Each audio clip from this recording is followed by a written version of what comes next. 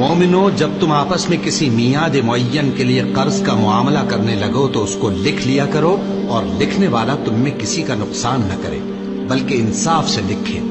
نیز لکھنے والا جیسا اللہ نے اسے سکھایا ہے لکھنے سے انکار بھی نہ کرے اور دستاویز لکھ دے،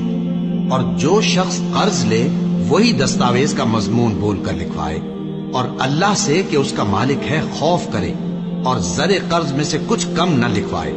اور اگر قرض لینے والا کم عقل یا ضعیف ہو یا مضمون لکھوانے کی قابلیت نہ رکھتا ہو تو جو اس کا ولی ہو وہ انصاف کے ساتھ مضمون لکھوائے، اور اپنے میں سے 2 مردوں کو ایسے معاملے کے گواہ کر لیا کرو، اور اگر 2 مرد نہ ہوں تو 1 مرد اور 2 عورتیں جن کو تم گواہ پسند کرو کافی ہے، کہ اگر ان میں سے ایک بھول جائے گی تو دوسری اسے یاد دلا دے گی۔ اور جب گواہ گواہی کے لیے طلب کیے جائیں تو انکار نہ کریں، اور قرض تھوڑا ہو یا بہت اس کی دستاویز کے لکھنے لکھانے میں سستی نہ کرنا۔ یہ بات اللہ کے نزدیک نہایت قرین انصاف ہے، اور شہادت کے لیے بھی یہ بہت درست طریقہ ہے۔ اس سے تم کو کسی طرح کا شک و شبہ بھی نہیں پڑے گا۔